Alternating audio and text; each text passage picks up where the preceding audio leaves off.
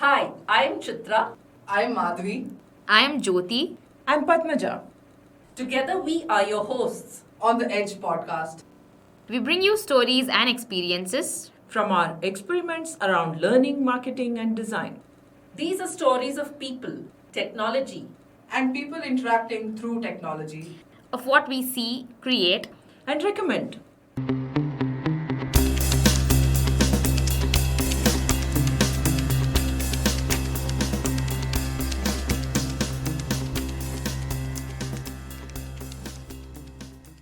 Conversations with my colleague Padmaja are unique, always, and just like this one, where she took on a huge stealth project in UX design for a stealth project. We explored the complexities and various aspects of how UX folk interacted with users, in this case, some of the best doctors in the world, to find time with them, learn about cardiology, and translate that into designs and collaborations with engineers situated literally all over the world. So there's a fair bit to learn from this episode for anyone, and especially UX folk. So listen on. Hi Padmaja, and welcome back to the Edge podcast. It's wonderful being with you here again today. Hi Chitra, it's lovely to be here. Thanks for having me on as usual.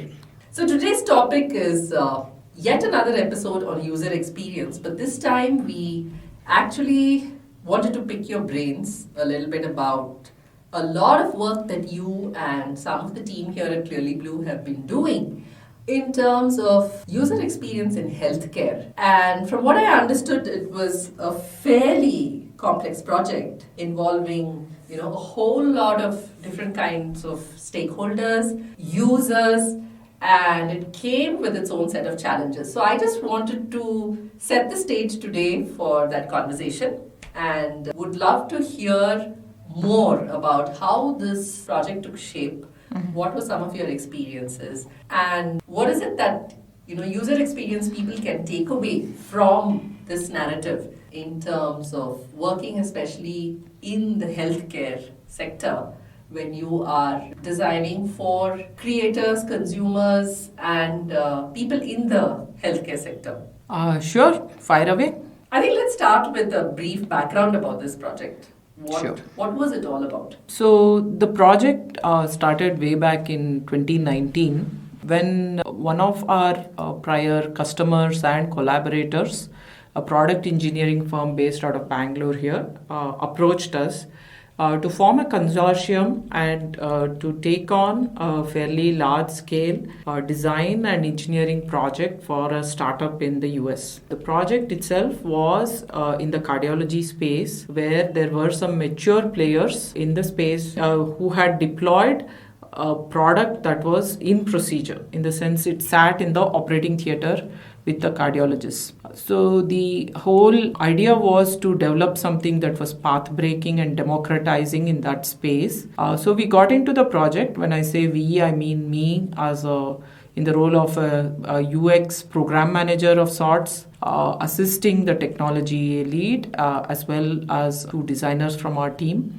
And we also pulled in a 3D programmer, a 3D modeler, and various other people as needed. The project lasted from 2019 all the way to about end 2022, when the company we were working for got acquired by a larger biotech player. Wow, that must have been something, especially when you said that there are people with so many diverse roles.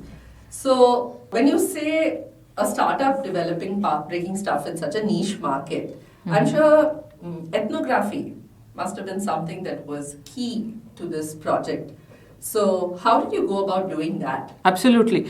So one of the key things initially was to do a lot of user research and ethnography, where it involved sitting down and talking to these doctors to understand the space.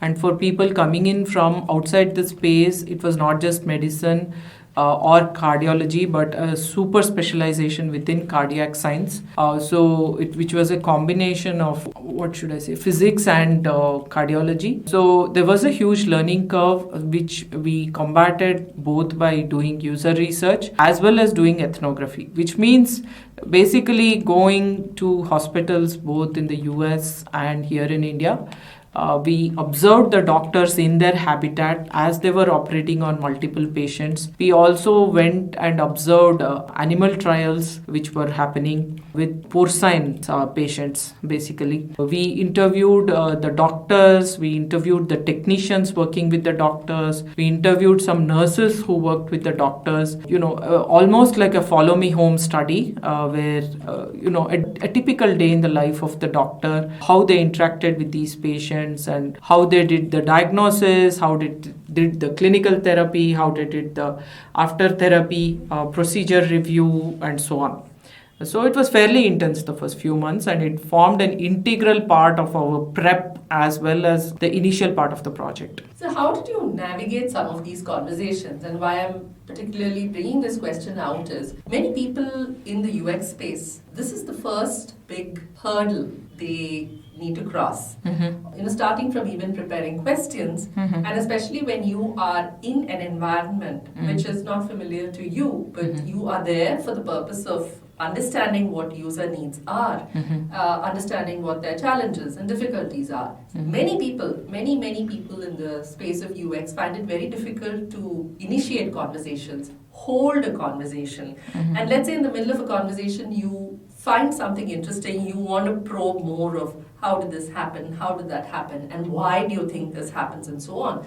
So how did you navigate some of these conversations, and what would you perhaps share as some guidelines to people in the UX space on how to go about such conversations?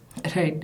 If I could use one word to respond to your query, Chitra, it would be very differentially. And I mean that in all seriousness, because such a space where there are the subject matter experts are your users. Almost everybody in the clinical team that we worked with were MD, PhDs in their field with multiple papers to their credit, conference presentations. They are the world's best at what they do. So the only option available to us as a design and engineering team was to go and ask them to teach us.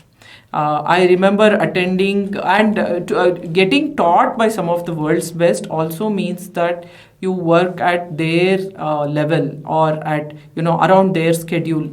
I remember attending a cardiology 101 class at college campus in the US precisely at midnight, because our teacher, the professor, was free only at that time.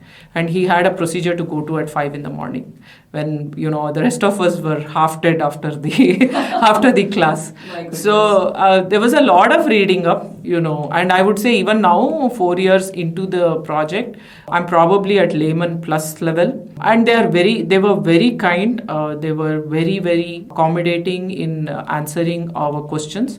So that sort of touches upon the second part of what you asked for as to how you initiate such conversations even.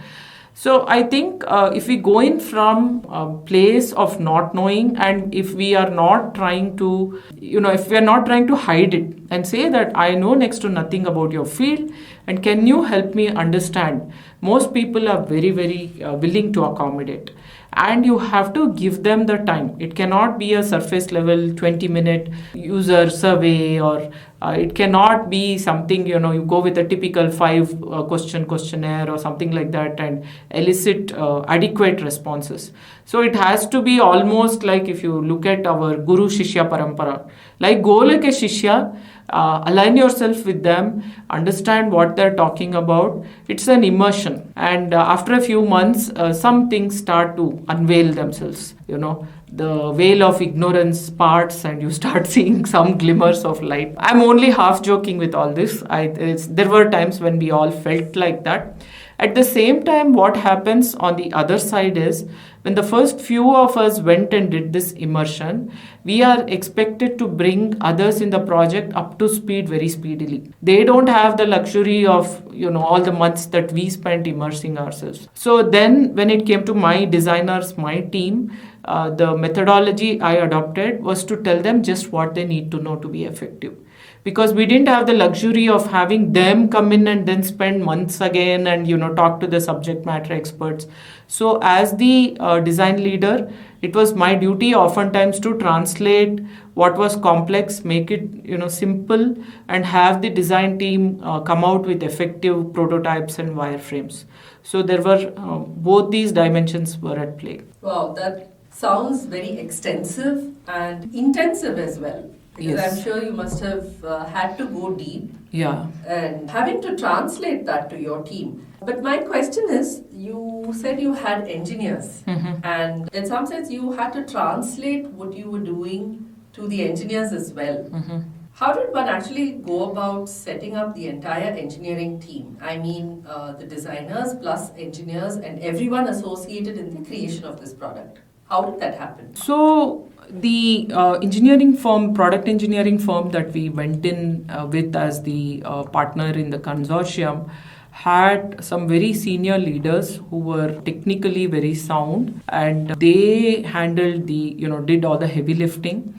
But as the UX team on record, like you said, part of the onus fell on us to help translate the clinical requirements into actual user needs, and then for that to flow into features, and that to get into the backlog and so on. So what we did was we relied heavily on specs, user interface specs and stories and things like that. So our partner, the engineering partner, had a very good and solid team in terms of the data, the back-end space. The back-end engineers were very solid. In terms of the front-end engineering, since our need was for something very niche and very cutting edge, we looked outward. We looked at recruiting from talent across the world for this project. We have worked with front-end programmers from Armenia, Peru, France, and Russia, as far as my knowledge goes, to execute this. And as always, or most of the times, it happens with startups, we were in stealth mode. We could not reveal much detail. However, we wanted this front end done, even starting with our POC. And that is when we resorted to anonymizing our user specs. So I remember very well that for our POC, we worked with a French programmer. We took our spec and we moved it from the cardiology space to the geospatial space. We changed all the terminology from the language of the heart to the language of the earth. And we nicknamed it Project Eiffel, the spec, and we released it and we got the POC executed. Wow. So it was very cool, yeah. So Looking back, I don't know what we were thinking of, but it worked. I think there's some serious lessons there for startups operating in stealth as well. Yeah. If people are going to listen to this conversation, I think you've given them a very handy tip. So, given the geographical spread and the complexity of time zones and stuff that we already know, I can't help but ask this question: how when it comes to good teams or effective teams, we always say that designers and developers and everyone else should be co-located. Right. Obviously not possible in this case. So what were some of the things that you all did as a team to make sure that your handoffs were clean, the acceptance criteria were met, and people were basically, the relationship or the working relationship between designers and developers was good, and things were flowing as smoothly as possible? What did you do to facilitate all that? Right. So, Chitra, as I told you, the timeline for this project was 2019 onwards. So 2020, we saw this global act of God called COVID intervene. Prior to that, in 2019, a bunch of us traveled to the US, and we did a lot of in-person interaction with our clinical teams, the subject matter experts, as well as with the business teams and the data architects and so on. So things were going swimmingly along well. We did find the French programmer to help us with the front end, and he signed the NDA and got into our team, and we were able to get him into the real spec, so to speak, when COVID happened, and all of us were forced to start working remotely, even those of us who were locally located in Bangalore. So the tools, as you may expect, some of them were typically, the communication piece of it. Daily scrum calls, without fail, we were expected to attend. A lot of intensive writing in the form of specs, in the form of user stories, particularly in the form of prototypes and mocks when it comes to the front end. So we discovered along the way that our clinicians responded better to high fidelity prototypes than to wireframes. So we would jump in almost immediately into mocks once we decided when a feature came up our priority list, if there was a user interface element to it. And we demoed the mocks to the clinicians, got their sign off, then did a mock walkthrough with the engineering teams. And post the build or the release, we would sit to almost look at flow and UI compliance on the build. We played that part as well as part of the QA team. So I would say it was a matter of intense communication, almost to the point of over communication, reliance on visual prototypes, and a lot of user stories, feature prioritization exercises, and so on. Wow, it's almost that people in the team, I think, probably had to go above and beyond their normal call of duty, if I may say so, right? In fact, I would say, and probably this will resonate with many other teams which were forced to be remotely located during the COVID years. We actually became quite close as a team. Few of us fell sick in this journey. We lost one of our senior team members to COVID. All of that happened, and we had not met each other for, I think, 2 years or something like that. Yet there was a feeling of closeness that developed along the way because we used to stare at each other through a Zoom screen almost every day. And our leader, the CEO of our client, he insisted on cameras on for many of the meetings. So that probably helped too. So what is it, you said that some of the clinicians responded better to high fidelity prototypes rather than wireframes. Yeah. Why was that? That was a very curious and interesting finding. So I think when we work on a typical project, we oftentimes use wireframes as the first point of design, where we rely on it to sort of delineate our flows, and we look at content categorization or chunking in the wireframes and so on. But for the average person, it does require a leap of faith to sort of visualize how that wireframe will ultimately look like. What we found was that doctors are all about efficiency. Their time is valuable, and they really can't waste the time or bandwidth if we tell them this is a wireframe, visualize it as a screen and all that. They don't buy into that, and the kind of responses you get when you show wireframes are very poor. In the sense, it could be almost silence from the other end. On the other hand, when we showed them a high fidelity mock, it could even be an imprecise flow, but it would elicit a lot of response. I think the other factor here also was, like I said, we were not first to market with our product. We were, I think, fourth or fifth to market, but we had some pretty path-breaking algorithms, features, user experiences, and so on. So they had already been conditioned by what they had been using.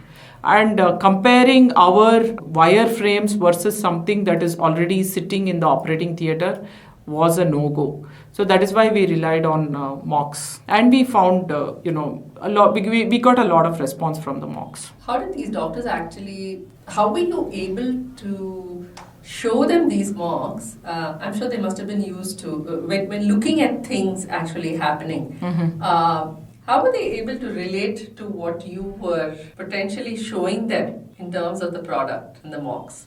What was that like? Well, so like I said, the mocks were all high fidelity.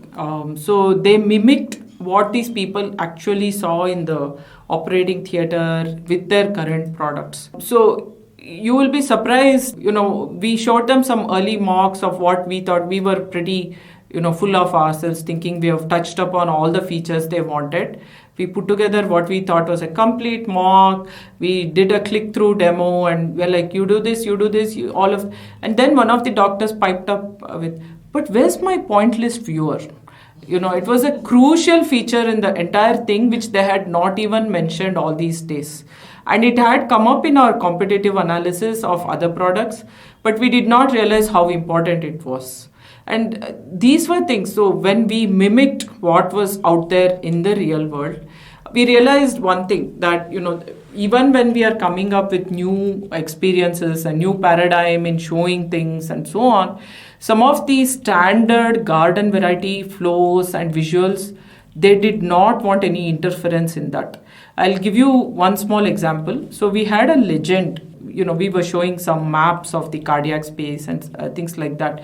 We had a legend that would help the user orient themselves in that world.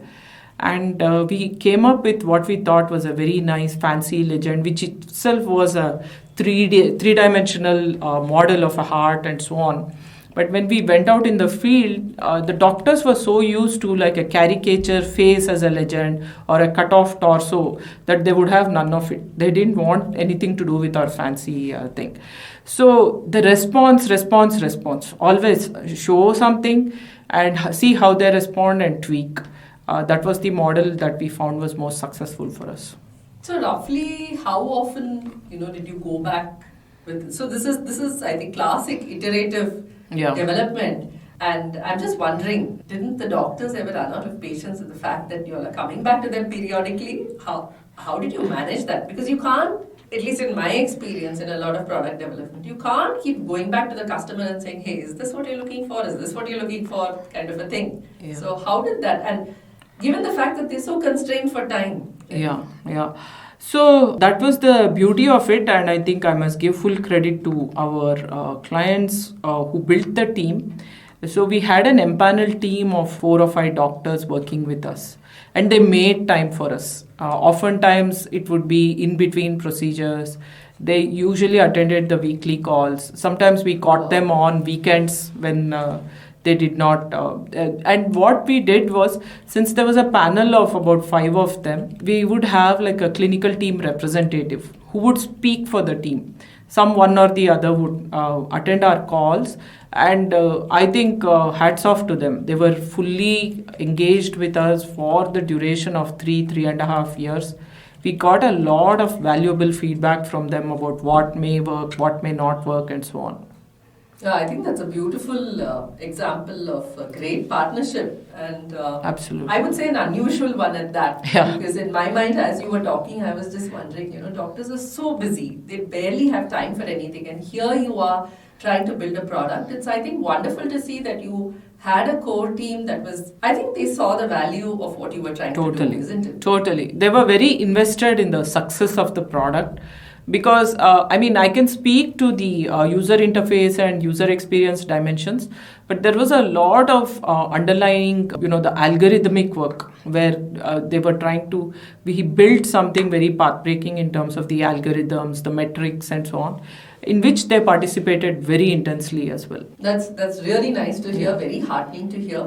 So, just before the close of this conversation, something that we usually do on this podcast is, any advice for UX designers and researchers based on this experience that you would like to share? So, when designing for healthcare, I would say it's all about efficiency.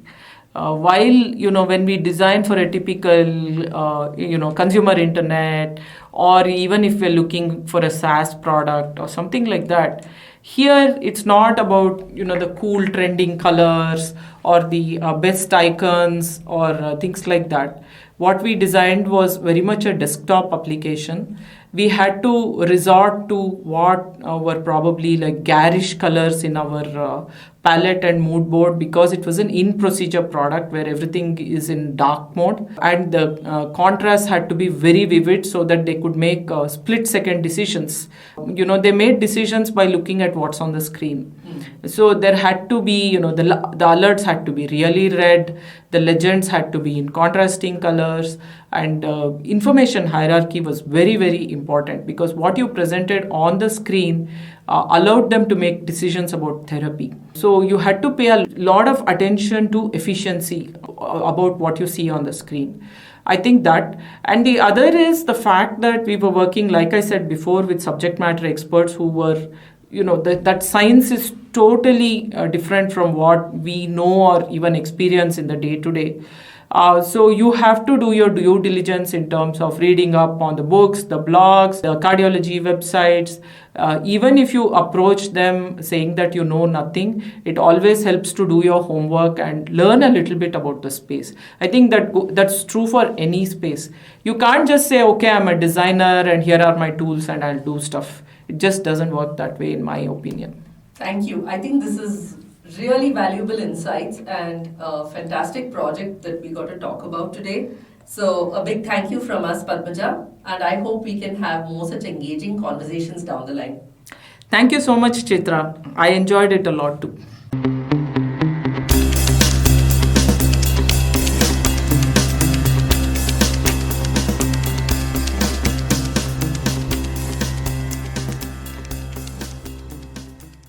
Please subscribe to the Edge podcast on your favorite podcast channel. We are on Google, iTunes, Spotify, Stitcher, and more. If you liked this episode, please share it with your friends. If you have stories to share and want to be featured on our podcast, write to us at podcasts@adepticlabs.com.